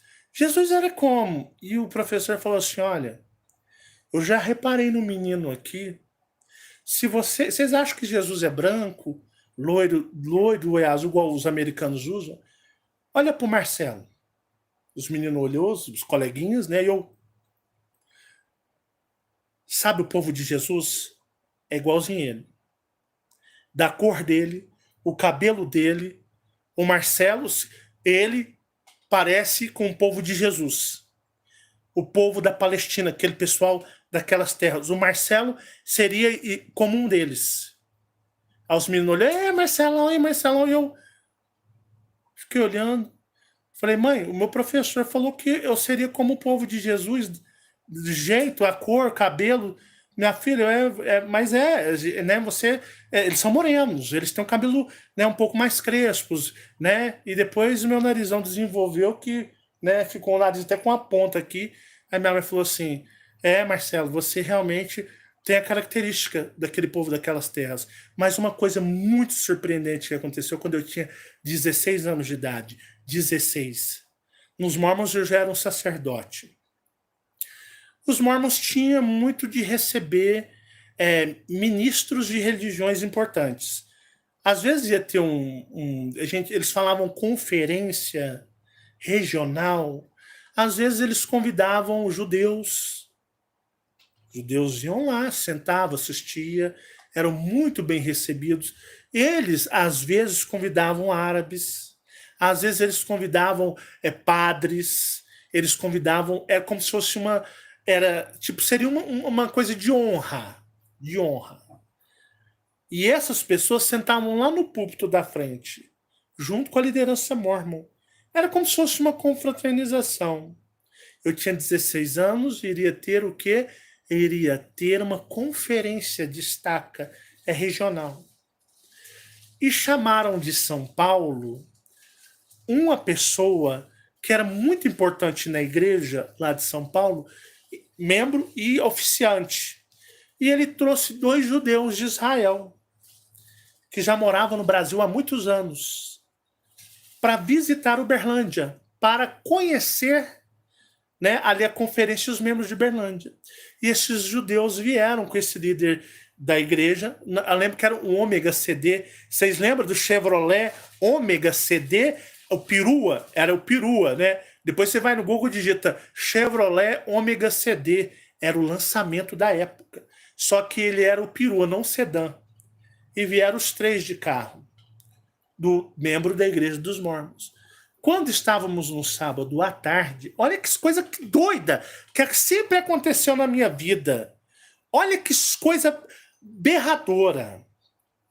Eu estava no corredor e estavam esses judeus vestidos a caráter.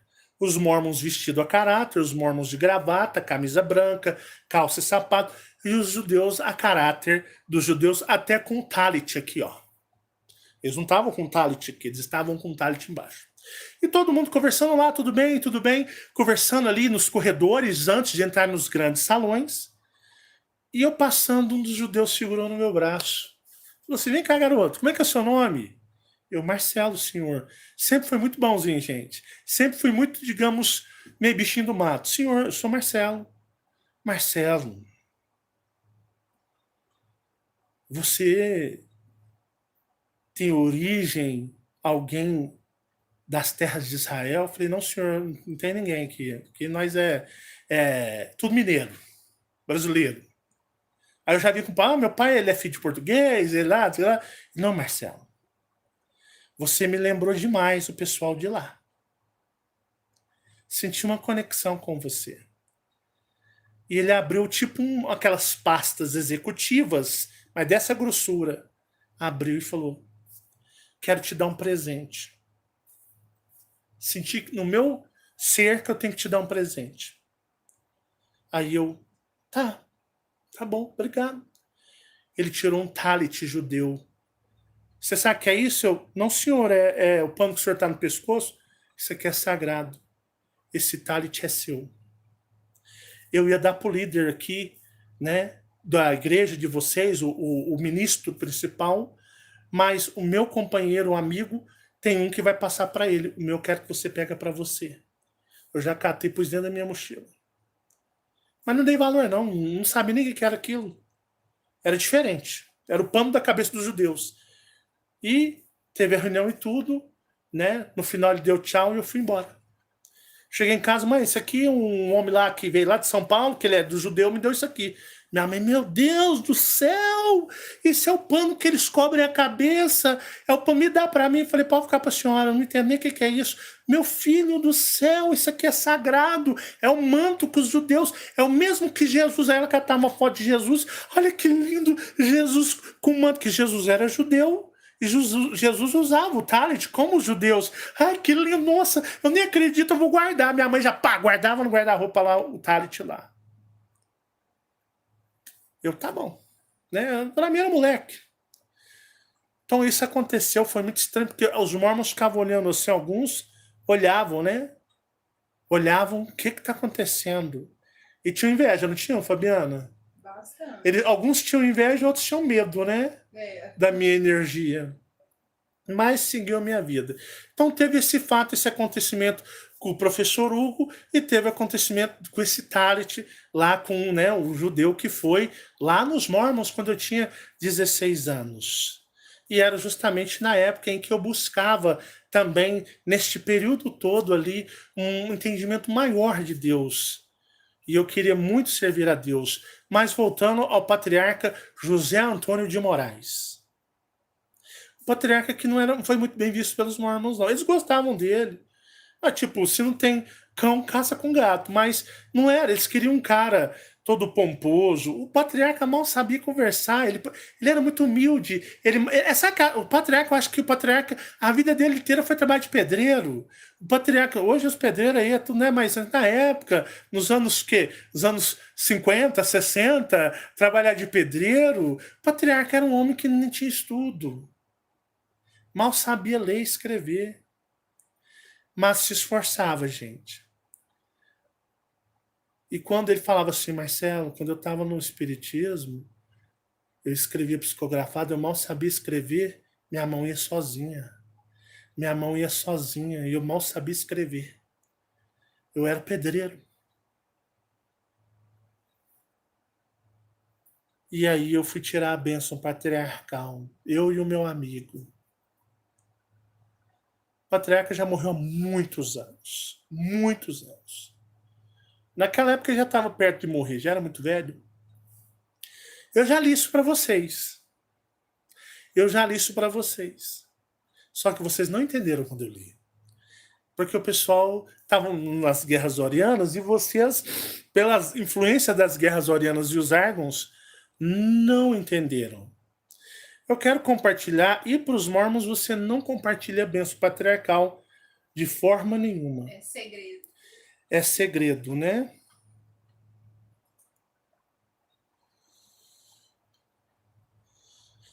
Preste atenção, a bênção patriarcal dentro do mormonismo ela é um segredo. Para a pessoa que ouve, ela não pode sair recitando para os outros, né? A primeira coisa que eu fiz foi falar para minha mãe. Bênção patriarcal, data da bênção 20/7/1996. Número da bênção era o número 59. Recebedor Marcelo Divino Marins, data de nascimento 20/9/1977, local Uberlândia, Minas Gerais, Brasil. Nome Márcia Helena Marins, que era da minha mãe, patriarca José Antônio de Moraes. Olha a bênção patriarcal que ele recebeu no sábado. Irmão Marcelo Divino Marins, como servo do Senhor, sendo portador do sacerdócio de Melquisedeque e sendo ordenado ao ofício de patriarca, só que estava assim, estava com uma folha, uma mão na cabeça e aqui lendo. Porque o certo dos mormons era ele colocar as duas mãos, fechar os olhos e recitar o que vinha na hora. Mas o patriarca, ele só sabia fazer dessa forma. Eu acho que era devido aos anos de kardecismo na vida dele. E aí o patriarca chegava com a folha já. Ele já chegava com a folha, põe a mão na sua cabeça, e ele lia a folha. E o caso do senhor Marcelo, ele lia, né? E mandava você fechar o olho, mas aí ele lia. Todo mundo criticava, não gosto desse jeito, não. Eu queria que chegasse aquele pomposo, assim, fulano, ciclano da Silva, eu, portador, recebendo na hora de Deus, não dessa maneira. E aí ele fez a bênção patriarcal, né? Irmão Marcelo Divino Marins, como servo do Senhor, sendo portador do sacerdócio de Melquisedeque e sendo ordenado ao ofício de patriarca, eu coloco minhas mãos sobre sua cabeça e lhe dou uma bênção patriarcal. E oro por orientação e ajuda em tudo o que irei dizer. Tô até arrepiando aqui, ó. Tô até arrepiado. Eu oro por orientação e ajuda em tudo o que irei dizer. Que provenha do Espírito do Senhor, de maneira que seja para conforto e um guia a você durante sua vida. Desde que você seja fiel e faça tudo que puder para preencher cada fase dela. Você será abençoado com inspiração em todas as decisões importantes que tiver em sua vida. Desde que você seja fiel e faça tudo o que puder. Você será abençoado com inspiração em todas as decisões importantes que tiver em sua vida.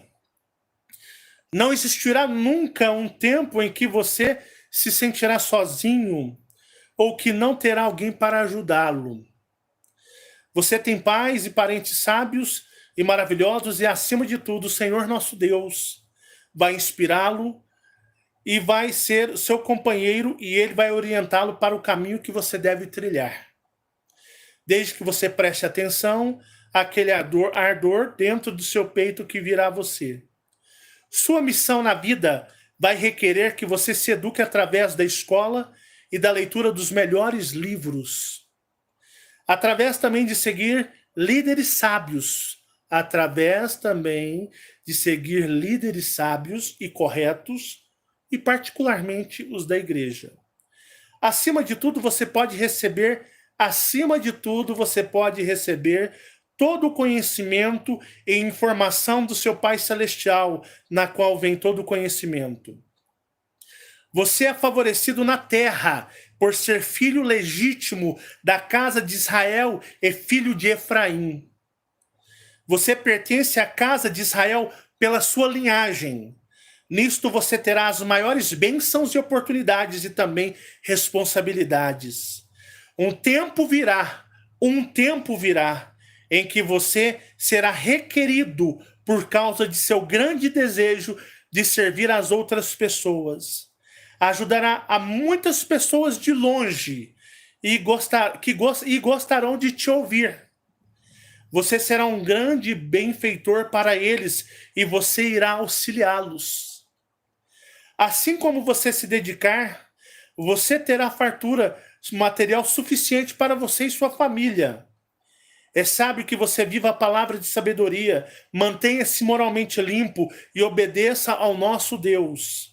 Você nunca precisará ficar confuso em sua vida, mas você terá luz penetrando em sua mente o tempo todo e o curso que você deverá seguir será claro para você conforme você amadurecer.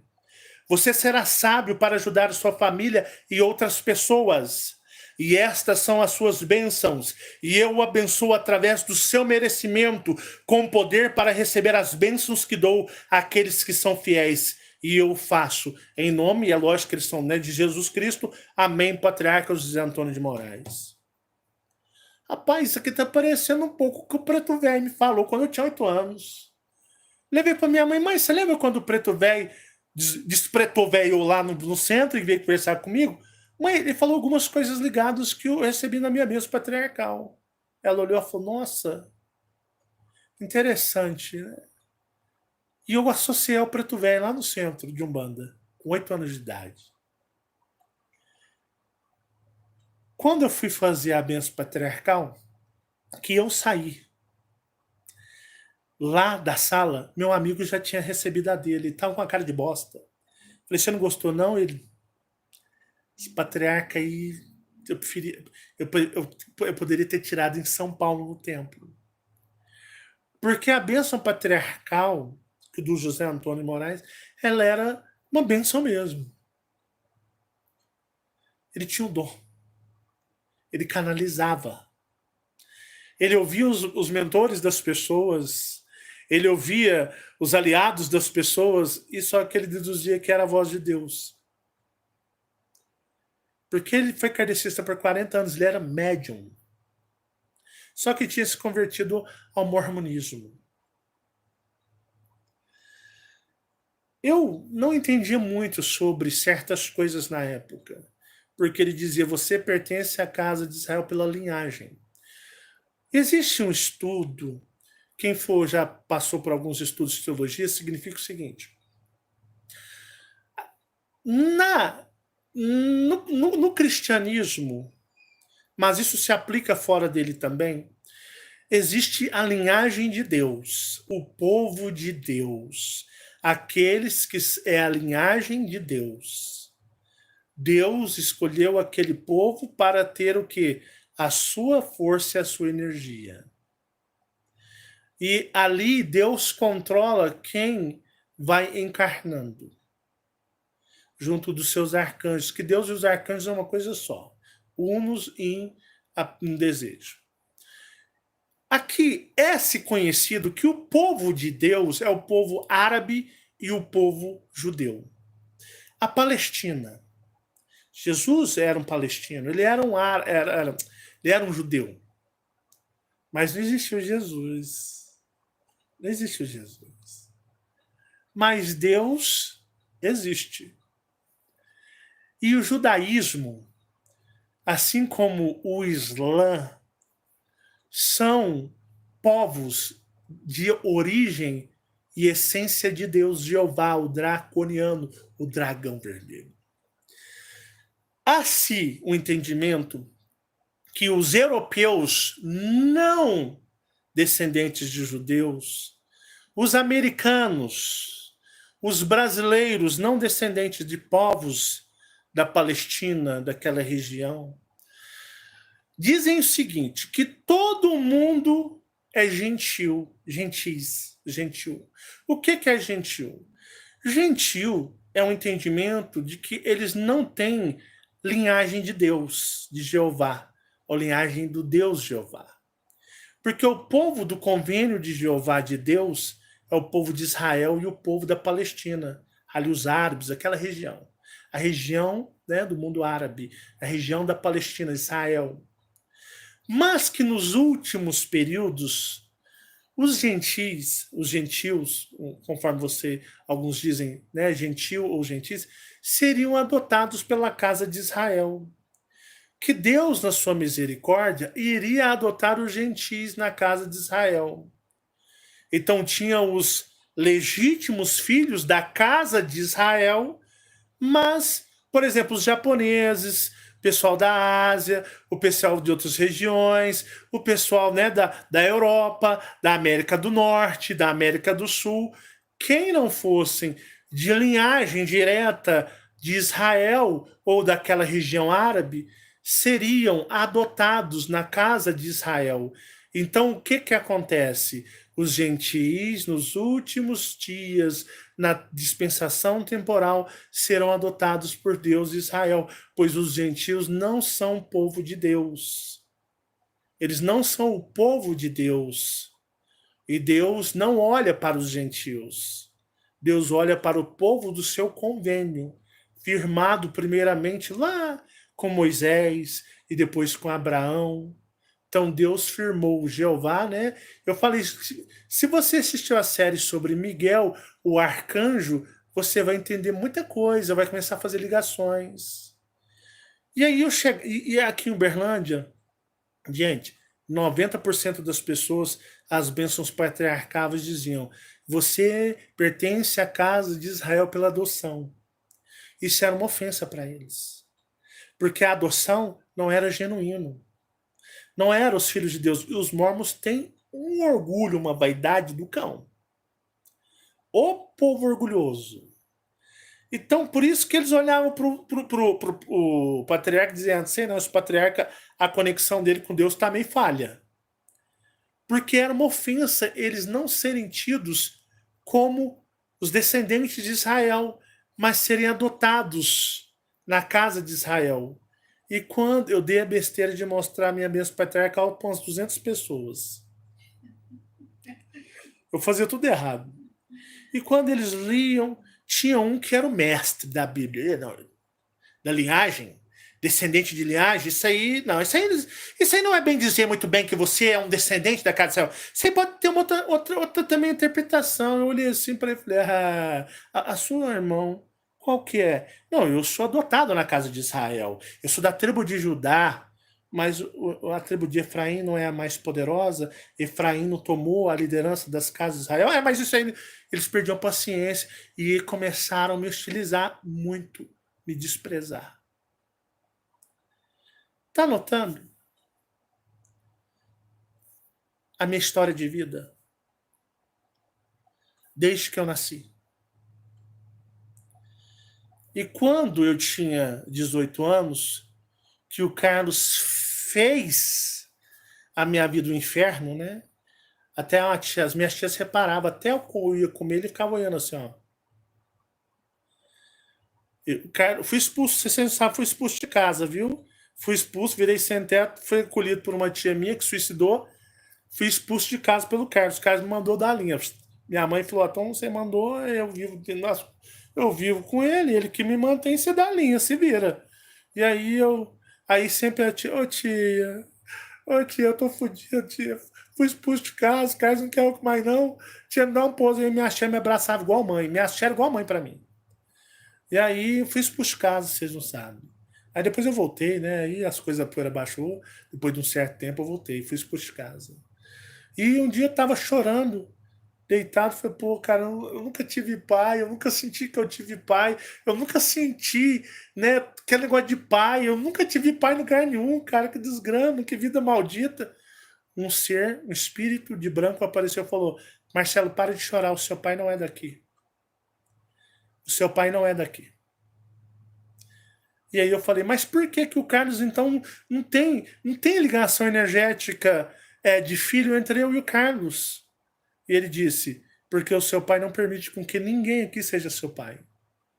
Ele é seu pai e seu pai não permite que nenhum humano se torne seu pai. Ele é pai e ponto final. Para de chorar e levanta a cabeça. O espírito sumiu. E aquilo mexeu comigo. Então, o que que acontece? Hoje a juventude é idiota. Na minha época não tinha celular, não tinha internet, não tinha computador.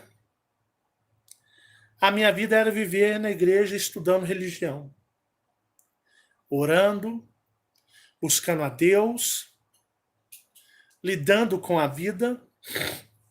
Eu não gostava de videogame, eu não gostava de sair, eu era um bicho do mato, literal. Porque a minha vida foi dedicada ao ofício da adoração, da busca pelas respostas espirituais. Que depois, quando vieram os Colups, eles me mostraram tudo. Aí eu tive a onisciência da minha existência. Me mostraram sobre os anjos caídos, que os anjos caídos, eles são os pais das religiões. Os draconianos e reptilianos caídos, dissidentes, né, do povo, das tribos orianas, a casa de Israel, as tribos de Israel é a casa de Órion. Os 12 planetas regentes de Órion é simbolizado aqui como as 12 tribos de Israel. Então existe uma minimalização. E foi aí que, quando eu tive maturidade, eu entendi. A minha vida foi a minha vida. Se eu traçasse a minha vida, era totalmente claro a minha origem cósmica. Não era questão, eu sinto, eu quero, eu sou um general. Eu não. Cara, a minha história de vida, eu não precisava nem de meditar para me perguntar o que é que eu sou. Porque tudo levava, quando mostrou-se Jeová, o draconiano, o dragão de Órion, quando mostrou-se os draconianos para mim, eu disse... Eu achava que no começo Draco era coisa de vampiro. Mas quando eu tive a ciência deles, eu falei, já tá, que Deus, o Deus de Israel, o Deus de tudo é ele? É esse dragão majestoso? Os arcanjos é isso? Eu falei, então tá, já sei que eu sou draconiano. Já sei que eu sou draconiano. Desde que eu nasci, a vida foi me mostrando. A vida, em cada fase da minha vida, ela foi me mostrando, ela ia me revelando. Ela foi me revelando. Que eu olhei e falei assim, não tem nem como eu contestar. Porque a minha história de vida, mas eu era focado. Eu era focado. Hoje aí a galera... Tem gente que não gosta de conversar com os velhos, os idosos. Eu conversava com a minha avó horas. Conversava com a minha bisavó horas. Conversava com as tias-avós por horas. Eu especulava a família. Eu especulava acontecimentos, fatos. Eu conseguia ver as atividades históricas da minha família. Quem de vocês se preocuparia com 16, 14, 15 anos, chegar na sua avó e falar, me dá todos os registros aí que existe da família aí, certidão de casamento, quem já morreu, tudo, que eu vou fazer uma pesquisa genealógica da minha... Quero entender um pouco como foi traçada a minha genealogia e se eu tenho ligação energética. Porque eu vou dizer para vocês, não é todo mundo não, tá? Você pode ser filho de judeu, você pode ser filho de árabe, pode ser que você não seja nada de Israel. Isso é tudo um contexto energético, vibracional e de linhagem, mas de linhagem espiritual. Como tem muitos árabes que não tem nada a ver com Órion, tem nada ligação com Jeová, como tem muitos judeus que não têm ligação com Jeová e muito menos com Órion, com Israel. Mas a grande maioria, 70%, 80% deles ali, é a nata energética de Jeová, vinda de Órion. E a minha mãe sempre disse, olha, por parte do seu pai, o Tim, o avô do Tim, ou o tataravô dele, eles eram libaneses. Eu cheguei a ver eles. Eles eram do Líbano. A parte do Tim são, de uma certa forma, ali, dos avós deles são libaneses. Você tem a parte do Líbano no seu sangue correndo em suas veias. Mas quando eu mostrei, mãe, a senhora tem o sangue de Israel correndo nas suas veias. E esse sangue ele é ativado.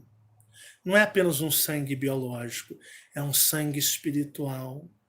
E a partir de hoje a senhora nunca vai se menosprezar, porque a senhora é da descendência do Deus Altíssimo, do Deus de Israel.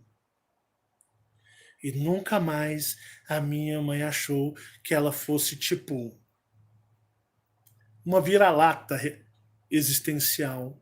Ela disse amém. Vocês têm que ver a história de vocês. Só para terminar, não vai embora não.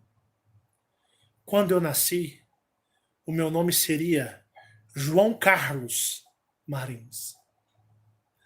João em homenagem ao padrasto da minha mãe, que ela tinha como um pai. Que ela teve um padrasto. Preto, mas negão, pretão negão mesmo. Ele era preto desse jeito aqui, ó. É que aqui tá cinza de sujeira, mas era preto. Nós o chamávamos de vô João. Era do centro de Umbanda. O vô João morreu, eu tinha 8 anos. Então, mas nesse período ele foi o pai. Quando o Joãozão foi morto, depois de mais ou menos uns 4 anos, a minha avó Maria arrumou o vô João Preto, negão. E ele ajudou muito na criação da minha mãe e do meu tio Carlos. E de uma outra tia minha. O tio, né, o vô João, negão, preto, preto mesmo, pretão, negão, ele era muito bacana. Tenho fortes lembranças do vô João. Então, quando eu nasci, minha mãe queria homenagear o seu padrasto, que foi o seu pai, o João. E queria homenagear o meu pai de criação, que ela tinha muita gratidão por ter ali tirado ela da merda e cuidado. Então ela fala só, o meu primogênito vai se chamar João Carlos Marins. E essa minha tia, que estava grávida também, disse, o meu filho também vai chamar João Carlos, porque João era o padrasto do meu tio Carlão, e o meu tio Carlão chamava Carlos. Lá, o fulano vai chamar João Carlos. Aí minha mãe falou, mas não vai colar não, é ter 2 João Carlos assim junto, não é estar grávida, eu tô grávida 4 meses na sua frente, então isso praticamente vai ser do mesma idade. Como é que nós vai fazer? Aí minha mãe falou, não. Minha mãe muito espiritualizada, minha mãe disse, não posso chamá-lo de João Carlos. Vou ter que achar um nome para ele. E a minha mãe disse, Marcelo, você chamou Neném por 30 dias. Por 30 dias o seu nome era Nenê. Era Nenê, vem cá, Nenê. Dá meu Nenê. O Nenê aqui, mãe. Você não tinha nome. Você não tinha nome. Porque quando eu falei assim, o meu filho vai chamar João Carlos, quero homenagear o meu padrasto João, e o Carlos, né, meu marido aí, meu Amásio, que assumiu, e o Marcelo, e né, meu sobrenome, que eu não sou casado com o Carlos. E aí eu tava, não, mas eu também quero homenagear o João, o padrasto do Carlos, né, seu irmão, e também quero homenagear meu marido, o Carlos, que é o meu tio Carlão. E aí a minha mãe falou, então não dá desse jeito. Aí eu fui dar, e criou do mesmo jeito, falei, não deixa, suspende. E, perdão, era João Carlos Divino Marins. João Carlos, porque tinha o Divino, gente. Agora que eu lembrei, minha mãe falava, era João Carlos Divino Marins. E aí a minha mãe disse, Marcelo, eu sonhei. Eu tive um sonho que eu estava conversando com Marcello Mastroianni. Era sonho, né? Ela era fã, era o galã da época dela, jovem. Marcello Mastroianni. E o Marcello Mastroianni no sonho conversava comigo e que me tratava bem, estava uma conversa boa. E quando eu acordei, falei, já sei, vai chamar-se Marcelo, meu filho. Marcelo Divino Marins. Porque os nossos nomes têm energia, formam tokens. Então, Marcelo Divino Marins, é só você fazer o estudo no meu nome, que você vai perceber o Marcelo, o que é um divino, e o que é o Marins. Marins são os filhos da Maria, das três Marias, os filhos de Orion. Meus amigos, a sua história pode falar muito. A história da sua família pode falar muito de quem você é. Porque o alinhamento, os planejamentos dos arcanjos, os planejamentos deles, os contratos são tudo alinhados. Tem pessoas que não têm nada, infelizmente, mas muita gente, a maioria, os contratos e cláusulas são traçados dentro da sua genealogia lá no passado.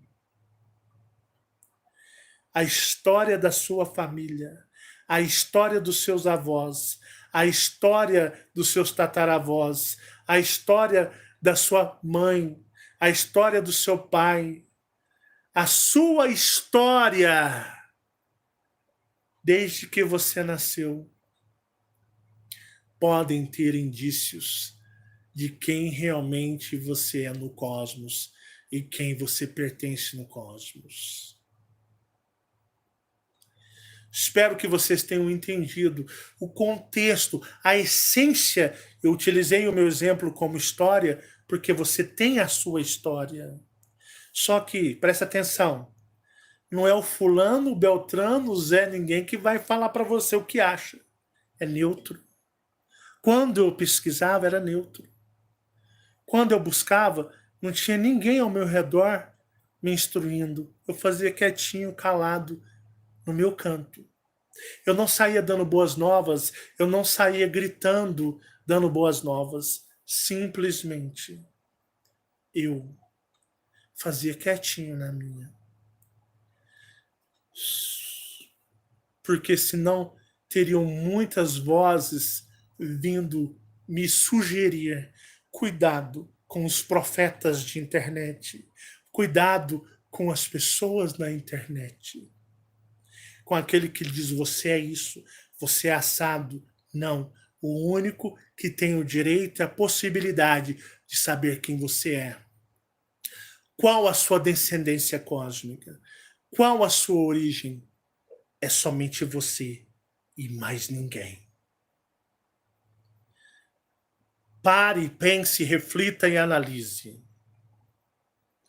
Pois eu digo para vocês, às vezes as respostas, desde que analisadas com maturidade, neutralidade, sem fantasia, sem achismo, mas desde que com humildade, com maturidade, com consciência, às vezes elas já estiveram muito mais próximas de vocês do que vocês imaginam.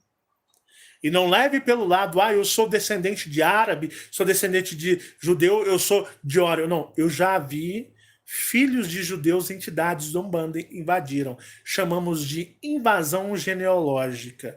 Eu já vi filhos de árabes e já vi filhos de judeus, que os filhos são entidades que encarnaram para quebrar, a gente fala quebrar o elo, a corrente. Existe uma corrente, eles vêm para quebrar a corrente energética. Já vi demais. Por isso, neutralidade, maturidade e humildade. E às vezes a resposta está muito mais dentro de você do que você imagina. Ela está muito mais próxima de você do que você jamais imaginou. Um grande abraço a todos vocês. Muito obrigado. Muita paz e muita luz. Que o universo abençoe a vocês na busca para o entendimento de quem vocês realmente são. Fiquem todos em paz. Tchau, tchau.